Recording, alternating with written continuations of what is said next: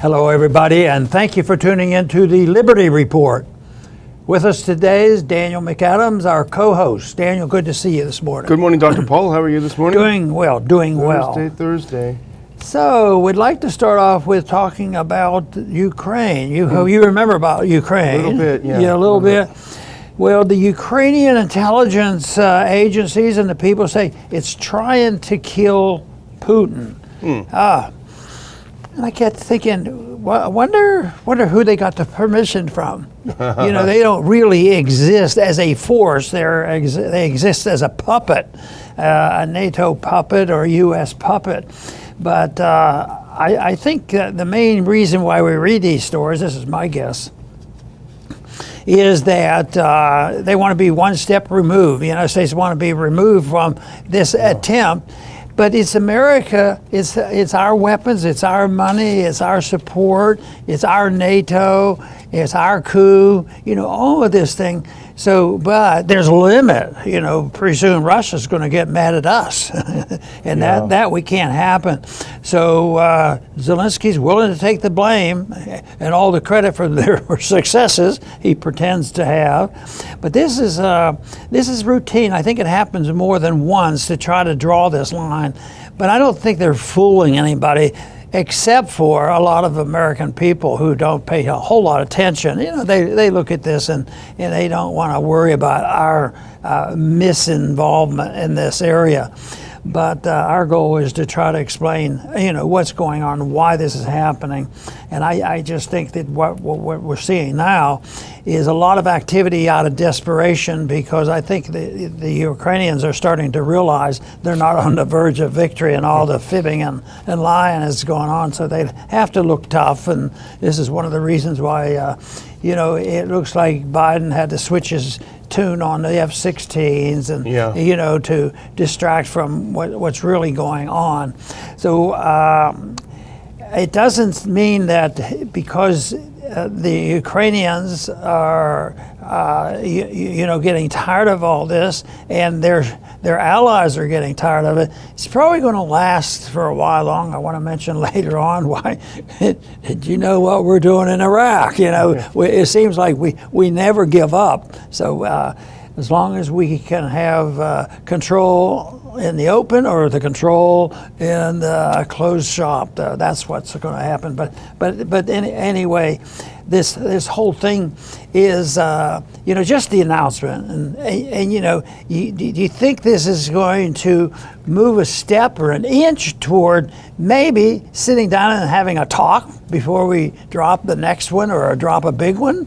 No, I don't think it's going to serve that purpose, but that's what we really should be looking for, just an opening, which was turned down a few years ago when the Ukrainians were willing to, but the United States put a hold on that. No discussion. Well, put up that first clip, because this is a write-up in the Daily Beast of an interview given by the deputy head of Ukraine's main intelligence directorate to Die Welt, which is a German magazine. And the headline here is, Ukrainian spy boss bluntly admits plan to assassinate Putin. Put on the next one, this is Vadim Skibitsky, deputy head of Ukraine's main intelligence division, made the admission in an interview.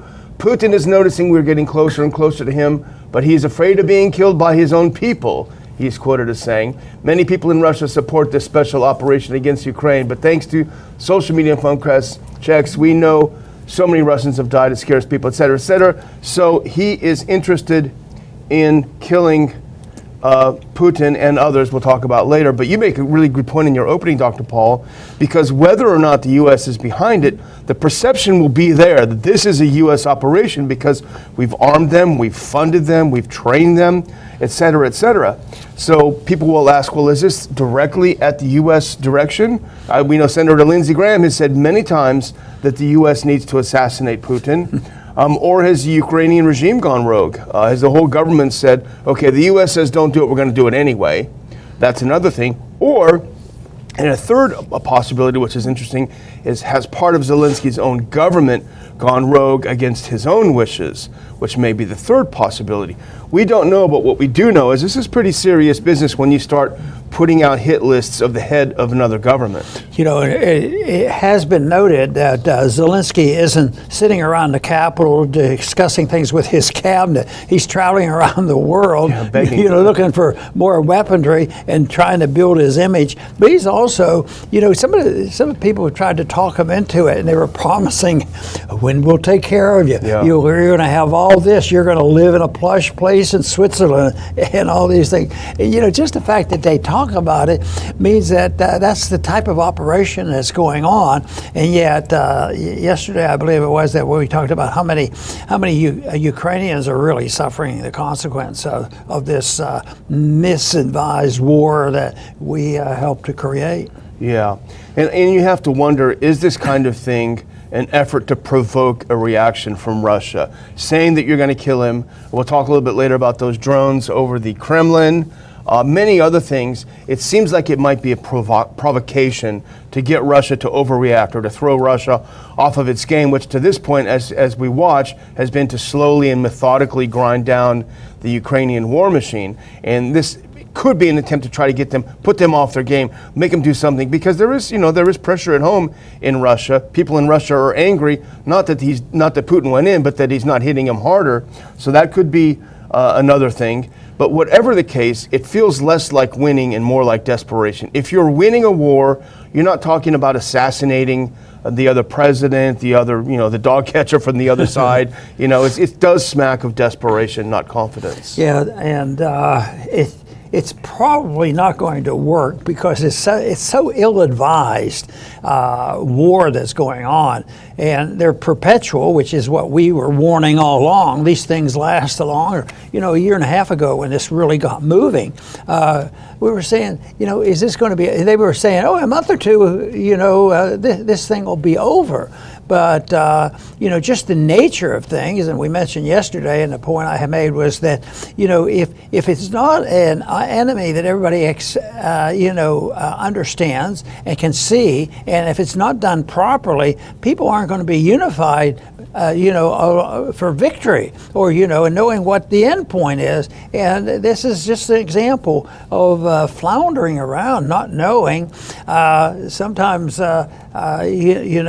there's an ulterior economic motive behind it, and then it explains it. Maybe oil is important, things like that. Usually it's more oil than freedom. I'm fighting for my freedom. But what do they tell the American people? We're protecting our interests and our constitutions and our liberties and peace. And yet they may be there. Our interests usually means our physical interests of ownership and control and control the economy and maintaining a reserve currency. That's what that means, and that's not very constitutional, and it's not very American in the traditional sense of what it used to mean to have an American spirit. And you can chalk this up to bluster and desperation and even almost laugh it off, but the fact is that would be a mistake. If you laugh off these threats, because they talk about Putin, Prigozhin, the head of the Wagner Group, and several other government officials in Russia are on their hit list. Now they have this hit list that they have, they call it a kill list. And this is interesting because this is from that same interview. Put up this next one. This is why I would suggest that we should take this very seriously. Asked if propagandists, oligarchs, and civilians would also be considered valid targets, Skibitsy responded, quote, "We are at war and these are our enemies." So remember that, Dr. Paul, when I show you the next slide. He was asked if propagandists are also valid to be put on their kill list, and he said, yes, they're our enemies. Look at the next one, just as a reminder. This is deadly serious. This is from last July. Tulsi Gabbard, Rand Paul, placed on list of Russian propagandists by Ukraine. He explicitly says we will kill Russian propagandists, and they have Senator Paul, Tulsi Gabbard, and many others on their list. So I think the American people need to understand this is the kind of regime we're supporting that threatens a U.S. senator, that threatens American politicians, leading people in the U.S. And we know they take this list seriously because Daria Dugina, the daughter of a Russian philosopher, was on that list and she was assassinated. So this is serious, serious business. And again, we need to think about who the Biden administration is supporting. Well, this chaos and effort to expand empires, it's not going to go away. They're going to talk about it and they're going to threaten, but until it's finally settled, and unfortunately, it usually gets settled with increasing force, not reducing force. The odds right now of them sitting down, especially with this aggravation that we participate in and help start this mess, they're not going to be diplomats all of a sudden. That's why people are preparing, for this expansion of the war. I think the little bit of talk shows I listen to, there's people expressing, fear, that this is going to expand, and they talk about nuclear weapons again, and so that's the direction we're going in. And yet, when it would begin, why are we doing this? Why are we over in the South China Sea looking for a fight there? And why are we, trying to get into a battle with China? And then over here, why did we choose to, aggravate Russia? With all their imperfections. But I say we don't have the moral right or the constitutional right. And besides, it looks hypocritical because we have some shortcomings, and we have supposedly the right of freedom of speech and expression, where we can discuss these matters. But right now, if you take an opposition position, especially like in the COVID incident, but on the war issue too, if you interfere, you already see these threats that are floated around. It's just horrible. Yeah, it is. And we often talk about this on the show. What if the shoe were on the other foot? Now, what if Xi Jinping said, you know what, you've sold all of these weapons to Taiwan. We don't like it. And in fact, we are going to put Biden on our hit list. We're going to assassinate Biden. America would freak out. A foreign leader, a foreign government saying that they're going to assassinate a U.S. president. In fact, I went a little bit into the past in my Wayback Machine, and I remember that the war on Iraq was partly justified by George W. Bush's claim that Saddam tried to kill my daddy. Let's put this on, because this is from CNN, 2002. Just a refresher, the war was partially justified by this. Bush calls Saddam the guy who tried to kill my dad. And here's from the article. In discussing the threat posed by Iraqi President Hussein, Bush said, after all, this is the guy who tried to kill my dad. So the U.S. itself has used this threat against its top leaders as justification to start a major war. So again, if the shoe was on the other foot, how would we feel? Yeah, that's for darn sure. Yeah. So, and I blame it all on the fact that we have become complicit, the American people complicit in the notion of what is necessary for us to get into a hot war. And they say, well, no, we're just defending our interests, and we're defending our freedoms. And that is nonsense. We drift into these things, and it's been going on for so long. It's going to take an awful lot of effort to switch under the conditions we have today. Quite frankly, I'm a pessimist both economically and on foreign policy, that things will get worse, but there's no reason to think that those ideas of peace and prosperity, because we believe in them enough to spend a little energy trying to promote those ideas that would make the world more peaceful and more prosperous. But there's a lot of special interests. They don't want to hear it. Those individuals that talk like that become the enemy. And the real leaders of the opposition are people who have no concept of what truth is, and they think lying is the establishment of truth. If you're in power, you lie, and you establish truth. But I always thought that's only for the Soviets, the Soviet system. We never do that. But all of a sudden now, the philosophically, that is used generally, that they're willing to cause chaos and say that we establish truth. And they probably have to do that for, a human reason, because if they thought if they had responsibility, they'd be miserable people. They'd feel guilty. Wouldn't know how to treat themselves anymore.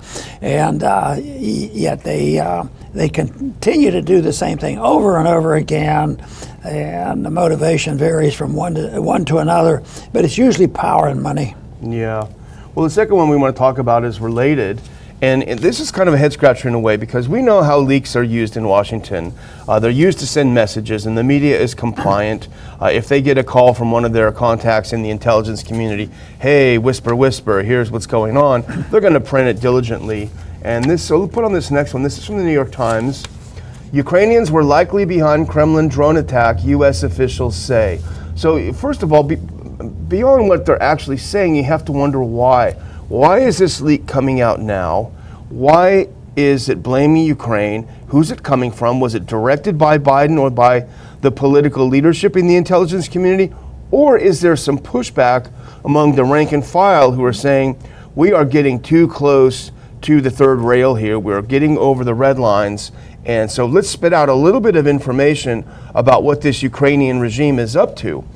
And I don't know the answer, Dr. Ball, I have no idea, but it is quite interesting that there's this coming out, there's that coming out, there's the other coming out, blaming Ukraine for all of these terrorist attacks, all of these attacks here and there, the Belgorod attack inside of Russia. And I don't know what you think, but I just wonder what's behind all this. Well, I think it's an example of what I just said earlier, that the American people have to listen to this propaganda, and it's Ukraine's fault, you know, and it avoids the discussion of our policies, our money, and everything that we're doing, and why we were there. And I have one comment about the CIA. The CIA is involved in all this. People are starting to recognize that, and they're talking about assassinations and who should be killed. But I was thinking, while we were saying that, I am too worried about the CIA, because the CIA sometimes kill Americans. And that, of course, relates back to the 60s when they killed prominent politicians, our president and senators, because they took a disagreement over foreign policy. Because peace is very dangerous to their organization.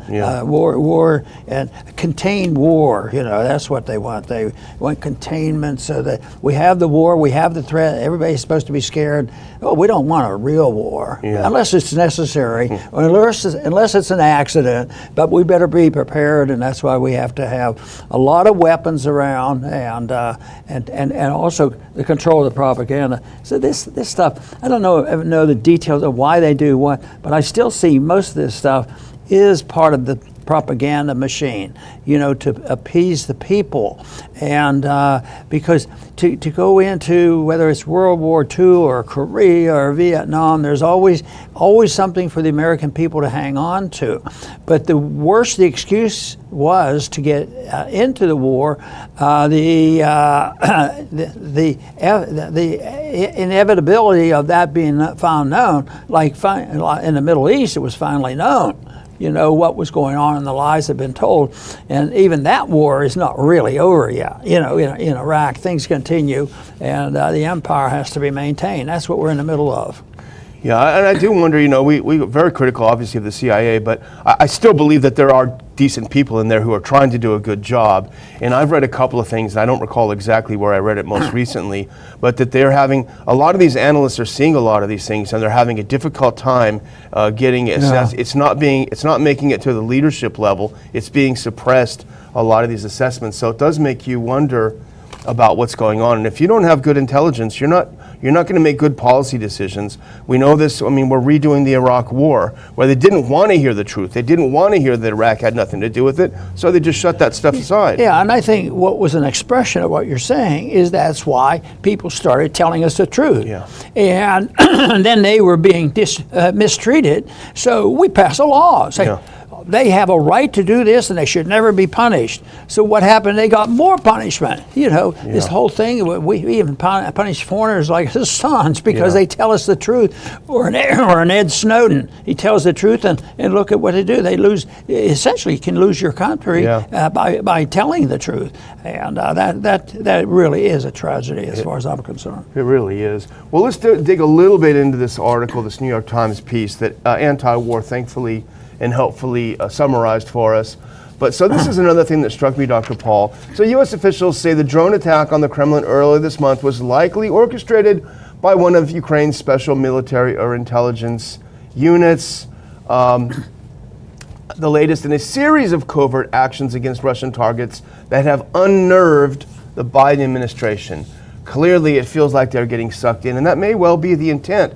But here's the other thing that struck me, Dr. Paul. U.S. intelligence agencies do not know which unit carried out the attack, and it was unclear whether President Zelensky of Ukraine or his top officials were aware of the operation. Now that also raises some questions. Is Zelensky purposely being kept out of the loop from his own government? Are there elements within the Ukrainian government that have gone rogue? I mean, he is the commander-in-chief, and if he no longer commands the special military operations that his own government is doing, it does make you wonder what is going on in there. Well, I think they're all dealing with bad manners and a lot of evil. So I would think that he is unsafe, even in his own country, because when I look at what is happening, yes, the assassinations in our country occurred, directly at people who disagree with the war. But what about the other stuff that goes on? What about our judicial system today? What about the revelation about our CIA and the FBI? Oh, that couldn't be. That's an unbelievable. People are making out. If it is, it's only two people that did that. Yeah. But there is a system that goes on where they do undermine the whole establishment. But the empire is deliberate. That's why they have to control the monetary system. They have to control the economic system. They have to control all the military. And what really bugs me personally is the taking over of the medicine, the pharmaceuticals, and thank goodness that Robert Kennedy's going to get a little bit more attention for having been right on these issues. And boy, are they, the pharmaceuticals really can't stand him for telling the truth. Truth is powerful, and it's also dangerous to the people who express the truth. Exactly. Well, let's finish up on this one. We can go to the next one. And I just wanted to point this out, Dr. Paul, that this preliminary U.S. assessment is based on intercepted communications with Russian officials and also within the Ukrainian officials. That means, obviously, and this is probably meant to send the message that we are listening to both of you guys. So behave yourselves, like you say. Don't be rude. And then the next one, now this is from the same New York Times article, if we can go next really quick. And this is interesting because this is a laundry list of what the Ukrainian government is said to be involved in by the U.S. officials. So U.S. officials say they believe the Ukrainians are also responsible for the assassination of the daughter of a prominent Russian nationalist, that's Daria Dugina, the killing of a pro-Russian blogger, and a number of attacks in Russian towns near the border with Ukraine, the most recent of which occurred Monday. So these are classic kind of terrorist attacks. They don't have any strategic value in the war. And again, they smack of desperation or an attempt to put Russia off of its game plan. But the other thing that came out this week, and before we move on to our last story, I think, is I just wanted to put this up, Dr. Paul. And this came out from Germany, if we can do this next one. This is from the UK Times. Germany came out and said, hey, we think that Ukraine blew up the pipelines. This happened just Monday this week. German investigators are skeptical of claims that Russian naval ships sabotaged Nord Stream pipelines and are instead pursuing leads that point to the Ukraine. So Ukraine is getting blamed for everything right now all of a sudden. All of a sudden, everything wrong, they did it. If you run out of milk, the Ukrainians did it. I don't know what that means, but it just seems interesting. Well, my first assessment would be the Ukrainians by themselves didn't have the technology that was required to do this. But I could believe that the leaders in that country knew exactly what was going on. They coordinated information and participated in it and didn't blow whistles. And so, yes, that's the case. So that, and then the big deal is, who are we going to blame in the public? What will the American taxpayer think? Will they get to hear about this? Will it be ignored? Or will they realize, maybe it was our CIA doing such things, and the FBI. That's a domestic police force. What are they doing all around the world? And the CIA is supposed to be a foreign police force for us. And why are they hound dogging American citizens here at home? Yeah, no kidding. Well, the next one they can put on that next main article, this is something that you noticed, Dr. Paul, and I think you saw it on antiwar.com, But this is very interesting. It just came out.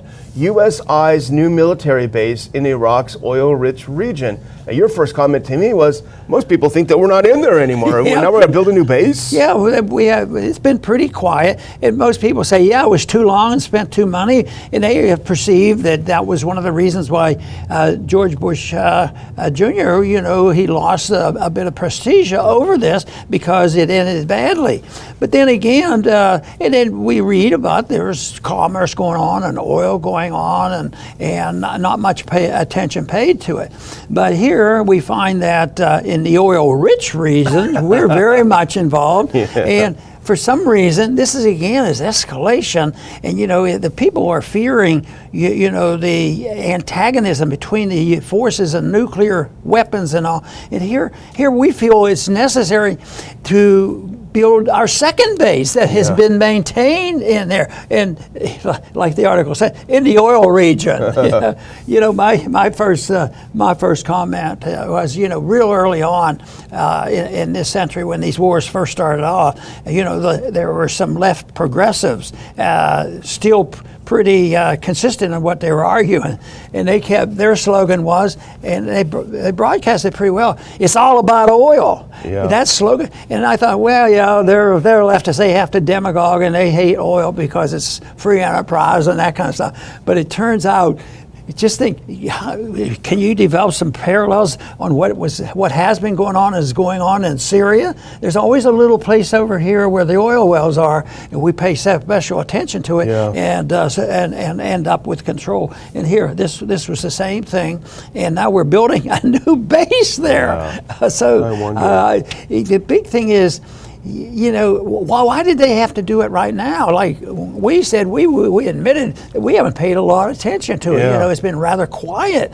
but all of a sudden, the world is arming itself, and on a new base in Iraq. What are they suspecting? Maybe they're anticipating that Russia will get annoyed with us or something. Yeah. Well, one of the things that we have noticed, though, is that the U.S. presence in that area is increasingly tenuous. If you think about all the things that have happened in the past 6 months, Iran and Saudi Arabia are getting along thanks to China's mediation, That's different.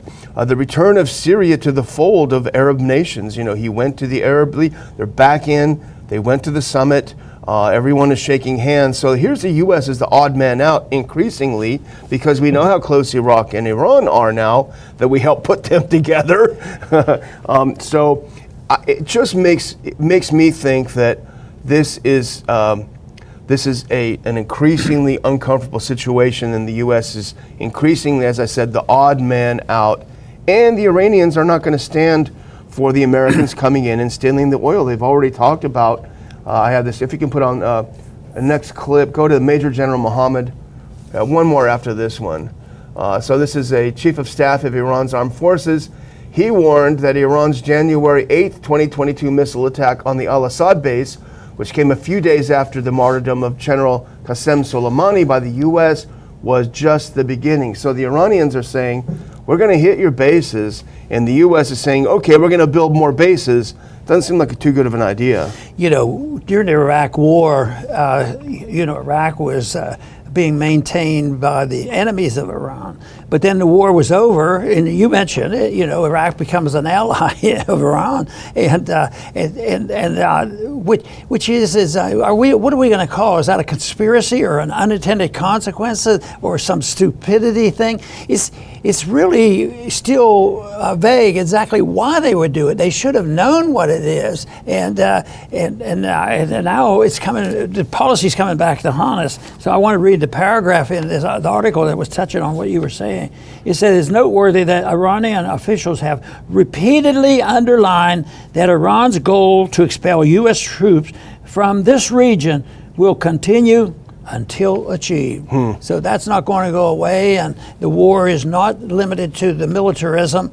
It's limited to the Iranians and a few other countries, Russia and China, banding together to really attack a big thing. It would be an economic time bomb, and that would be to undermine the dollar as a reserve currency. And that's what's happening. Well, I do want to, before I close out, Dr. Paul, I do want to thank our sponsor this month, forpatriots.com, a company that gives you everything you need to survive in challenging situations, from food, camping equipment, to generators. You know, generators are very, very useful, especially in the hurricane season down here, but certainly elsewhere in the country. Gas generators do carry the danger of carbon monoxide seeping out of them.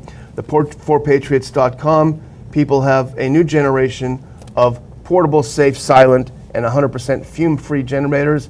That's because they are powered by solar.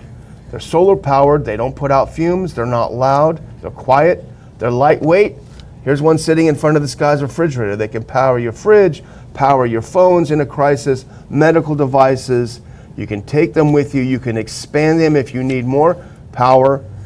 So go to forpatriots.com, and there is a link in the description right now. Use the code RON to get 10% off of your first order on anything in the store at forpatriots.com.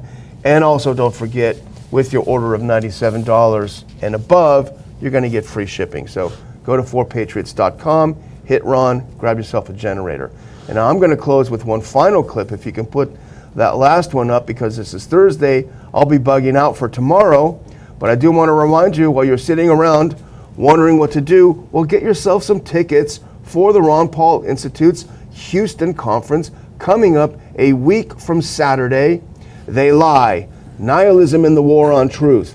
I'll be mentioning a couple of things about corporate censorship. We've got our friend Scott Horton from antiwar.com talking about lying us into the new Cold War with Russia. Jordan Schachtel, a good friend of ours, the Uniparty versus the People, America's new political landscape. From Hawaii, our friend Peter Van Buren will be joining us via Zoom, talking about the Durham Report and how it unmasks the deep state. And then finally, Dr. Paul, you will hit the stage to loud fanfare and give us a great talk on nihilism. So the link is in the description. Get your tickets today, and we'll see you in a little over a week. Okay, I'll come. Thank you. That's pretty good. It sounds like fun. There'll be friends there. I always feel good there because we get new people all the time. We get young people that come, and that's all very good. But there's a lot of friends that come, and people, on occasion, they'll compliment me on a speech I give, and I know they're being very kind and courteous. But I think if I do a good job, it's usually because of the crowd, because they're just anxious to hear, about the subject of peace and prosperity. And I'm delighted to talk about it because that's an alternative to the war and poverty that most of the world has experienced, for a long, long time. And it's ideological. It's as a result of people having an idea that government should take care of the people and the people aren't responsible. The whole thing is that the founders did understand, and that's why they worked hard on trying to give us a document to guide us in that direction. Unfortunately, early on, it started to be eroded. Certainly in this past 100 years, it's been eroded, and it continues. But that effort has been known for a long time. Peace and prosperity, though, is very clearly defined, and we can, move in that direction. And every day we can, if we know we take one small step, at least in that direction, that's a benefit. But that is our goal at the Institute, is to promote the cause of peace and prosperity. It's understandable, it's not complex, and it happens to be moral, it has to be very practical, it happens to be constitutional, and it happens to be a lot of fun. I want to thank everybody for tuning in today to the Liberty Report. Please come back soon.